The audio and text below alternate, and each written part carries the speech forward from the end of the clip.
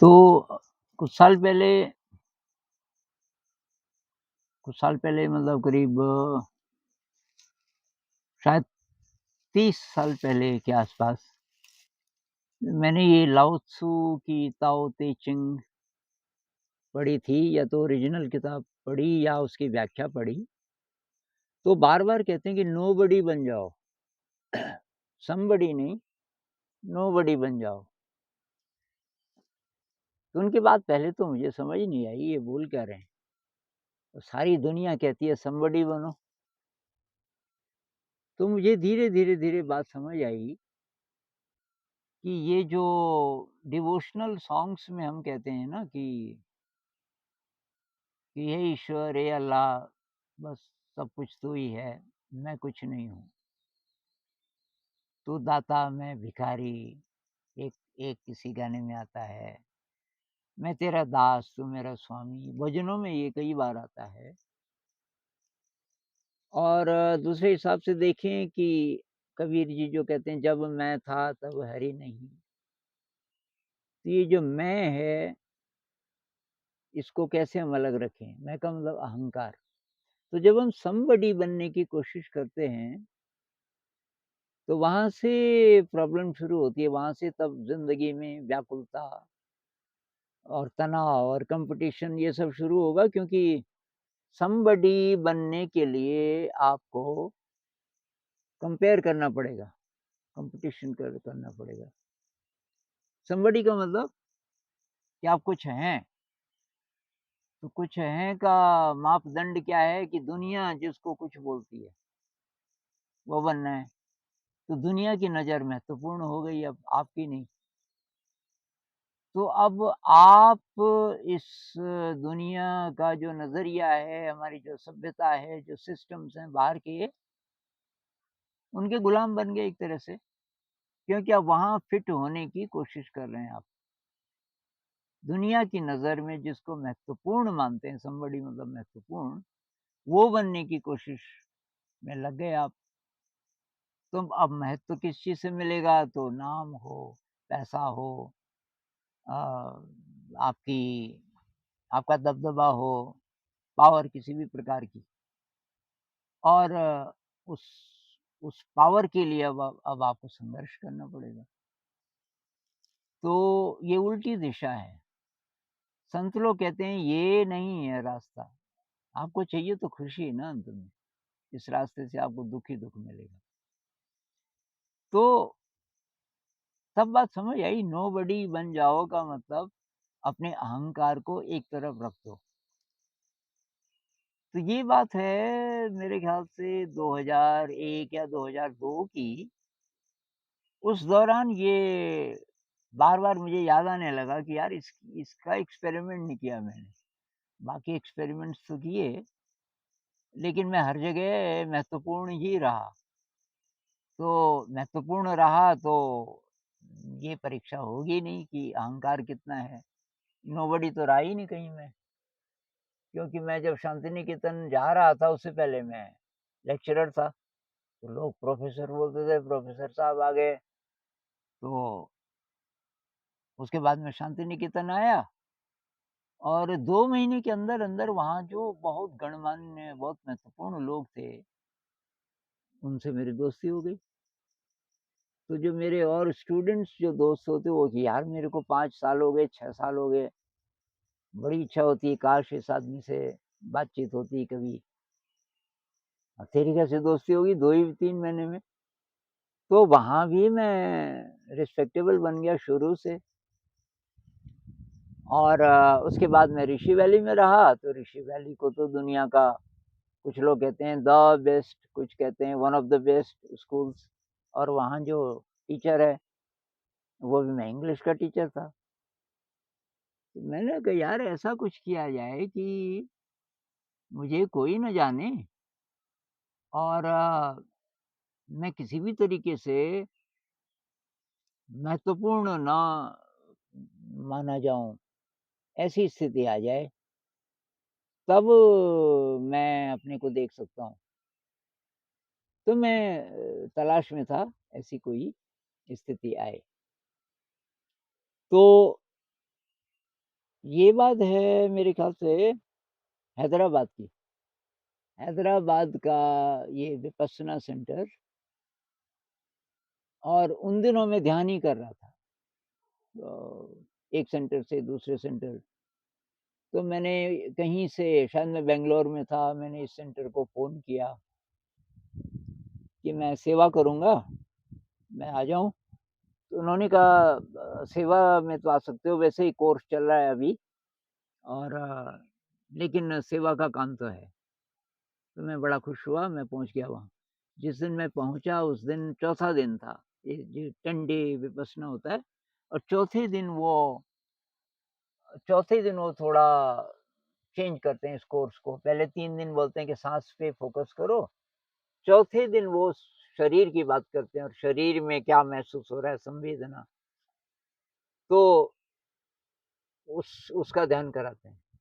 तो वही चल रहा था।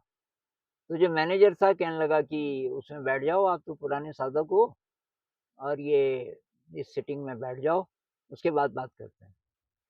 तो मुझे भी बहुत अच्छा लगा, सिटिंग में बैठा। मैनेजर बहुत पोलाइट, बहुत विनम्र, और तो उन दिनों में मेरे ख़्याल से पजामा पहनता था, और तो मेरा हुलिया ऐसा था कि मैनेजर ने पहले ही सोच लिया कि मैं शायद इनमें से हूँ, ये जो लोग जिसको वहाँ मिस्त्री बोलते हैं ना, जैसे पेंटर को भी मिस्त्री बोलते हैं, और ये मेरे ख़्याल से उसने पहले ही सोच लिया था, पता नहीं क्यों। तो ख़ैर वो सिटिंग करके मैं आया, तो मैनेजर कहने लगा कि आइए, ले गया डाइनिंग हॉल में, बहुत बड़ा, पुराने ज़माने का। तो उसमें छत तो टिन की थी, और 150-200 लोग खाना खा सकते थे, इतना बड़ा था। तो बीच-बीच में पिल्लर थे उसके ऐसे, पिल्लर थे, और पिल्लर के पैरेलल लकड़ी के बीम्स थे। उस दीवार से भी, इस दीवार से भी, कुछ तो थे पैरेलल, और कुछ थे ऐसे तिरछे बीम्स, और वो ऊपर मिलते थे, और बाकी टिन था बीच-बीच में। तो उसने दिखाया, ये कि बहुत पुराने ज़माने की बिल्डिंग है, और ये बीम हैं सब काले पड़ गए। अब मुझे नहीं पता चला तब तक कि ये क्यों दिखा रहा है मुझे। मैंने कहा, हाँ जी, बिल्डिंग तो बहुत शानदार है। पेंट है कि सफ़ेद पेंट, 40 किलो। तो मैंने कहा, अच्छा, तो कि कब करोगे शुरू? अब मेरे को बात समझ आई, तो मैंने तो कभी पेंट किया ही नहीं था ये वाला। मेरा सिर बड़ी तेज़ी से घूमने लगा, मैं क्या बोलूँ? अचानक मुझे याद आया वो नोबडी वाला। तो मैंने कहा, यार ये मेरे को ये सोच रहा है, ये पेंटिंग वग़ैरह करने वाले, और एक मौका है, और यहाँ मैं थोड़ा जैसा भी करूँ, ये कुछ बोल नहीं सकता, अभी पैसा तो मुझे दे नहीं रहे, दिहाड़ी तो दे नहीं रहे, तो ये मैं फ्री में कर रहा हूँ, तो जैसा भी करूँगा। पर मैंने बोला नहीं कि मेरे को ये काम आता नहीं, पर मैं फिर भी कर लूँगा। मैंने कहा, ये खाना लोग यहीं खाएँगे इस बीच? कि हाँ, तो कि आपको जब लोग आने वाले हैं खाने के लिए, उससे 15 मिनट पहले एकदम फर्श को साफ कर देना पड़ेगा। उसपे कोई दाग न रह जाए, और आपके जो वो पेंट के जो डब्बे हैं, वो ना दिखें। तो उन्होंने एक जगह बताई, उस हॉल के एक तरफ ऐसे मुड़ के, तो वो हॉल से वो जगह दिखती नहीं थी कि यहाँ रख सकते हो आप। तो मैंने सोचा कि ये पेंट तो गिरेगा, जब मैं ये करूँगा, पेंट गिरेगा। तो मैंने कहा, अखबार हैं, वो मैंने देखा हुआ था, किसी को देखा होगा मैंने कहीं पेंट करते हुए कि नीचे अगर अखबार है तो अखबार पे गिरेगा, अखबार की बहुत है। फिर मैंने कहा, अखबार खिसकाने वाला भी कोई चाहिए, क्योंकि कितना बिछाएँगे। तो मैंने कहा, एक आदमी कोई मिलेगा जो कि अखबार खिसकाए नीचे, कि अभी तो ये नहीं है। तो चलो, मैंने कहा कोई बात नहीं। तो मैंने कहा, मैं कल शुरू करूँगा फिर, आज मैं ज़रा नहा जाता हूँ, काफ़ी दिनों से नहाया नहीं। तो कहने लगा, ठीक है। अगली सुबह जब लोग सुबह का नाश्ता, नाश्ते के बाद जब लोग चले गए, तो नाश्ते के बाद अभी उन्होंने लंच पे आना था, तो बीच में थोड़ा टाइम था। तो मैंने हिसाब लगाया कि इस बीच में कुछ न कुछ काम कर सकता हूँ। तो मैं अखबार वगैरह लाया, अखबार बिछाए और ऊपर गया और पेंट करने लगा। तो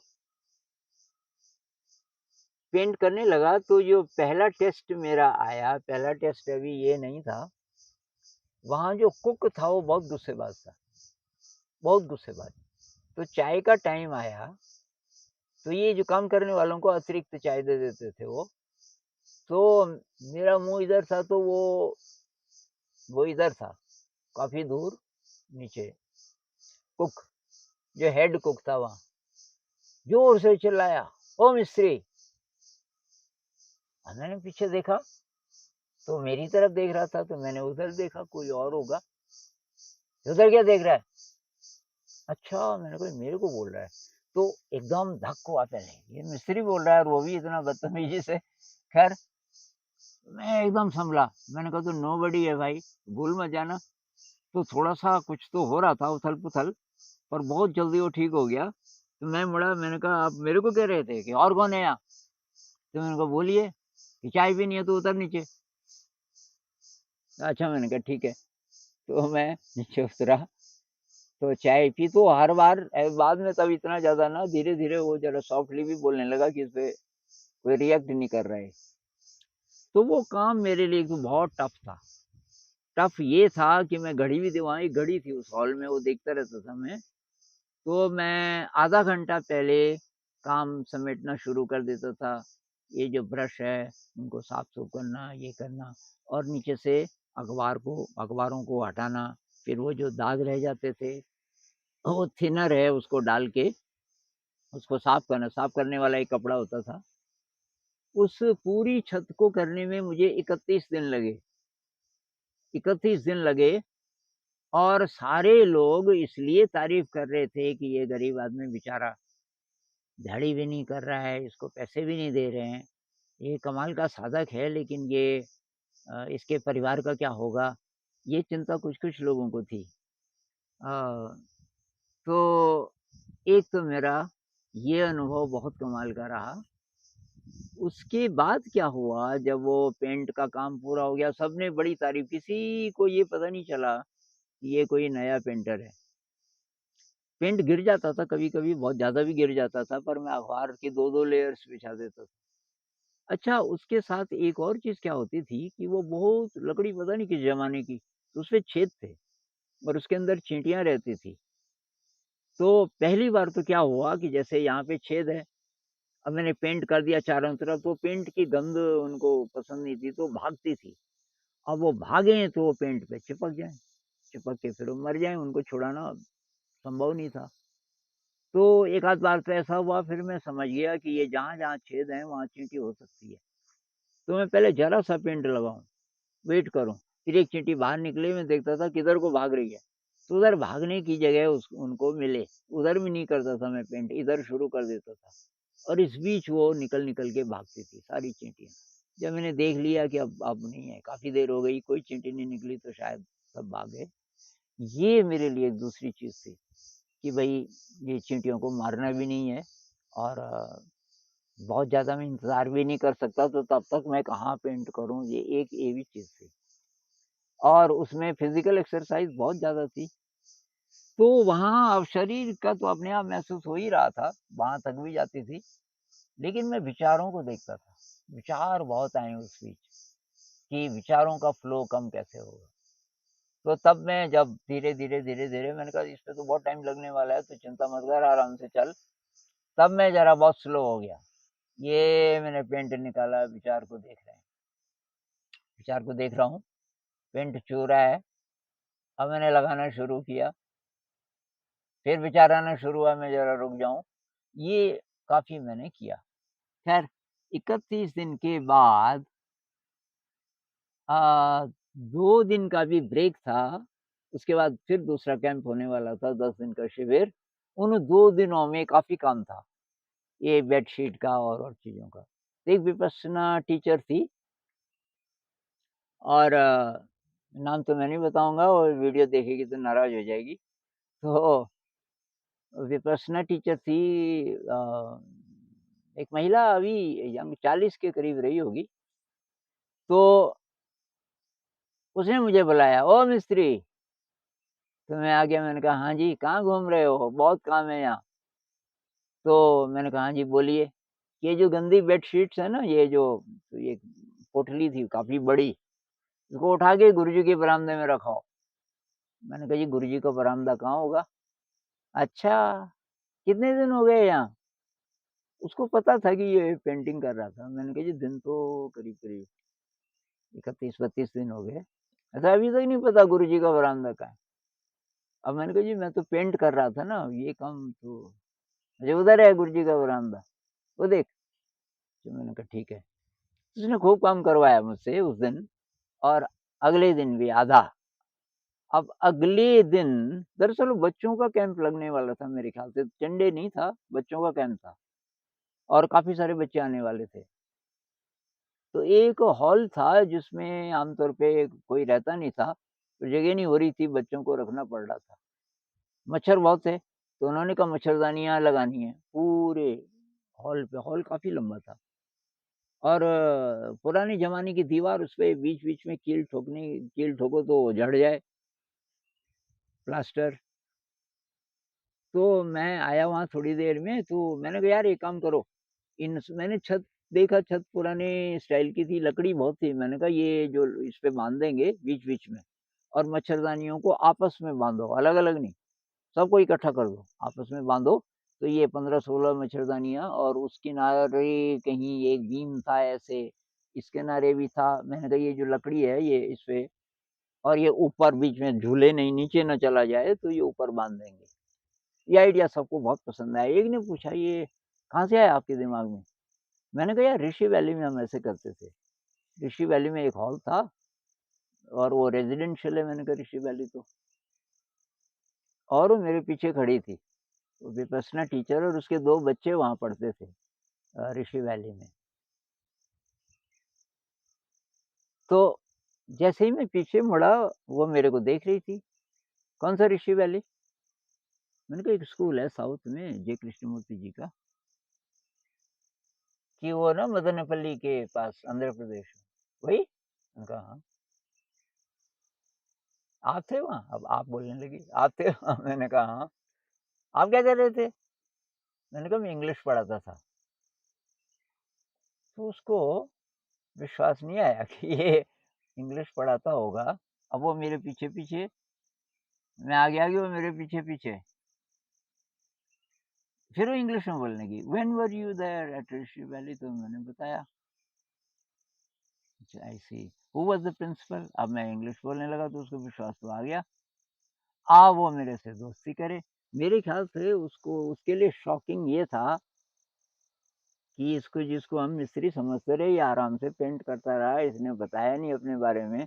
अब इस बीच की थोड़ा चाय पिएँगे, या मेरे बारे में सारी सूचना कि ये पहले प्रोफ़ेसर, उसने सबको बता दिया। तो मैनेजमेंट कमिटी की मीटिंग थी सेंटर की उसी दिन। वहाँ काफ़ी गणमान्य लोग शहर के आए हुए थे। उन सबको बता दिया, ये तो प्रोफ़ेसर था, उसके बाद एक शांति निकेतन में रहा। सब उल्टा हो गया। पहले तो मैं था मिस्त्री, अब मैं बहुत रिस्पेक्टेबल हो गया कि इतना होने के बावजूद, और इसने कुछ बोला नहीं, और चुपचाप पेंट करता रहा 31 दिन। ये तो बहुत अद्भुत बात है। अब मैनेजमेंट कमिटी के जो, वही ले गई मुझे कि आइए, थोड़ा आपका परिचय कराऊँ, और वहाँ कहने लगी कि ये हैं वो।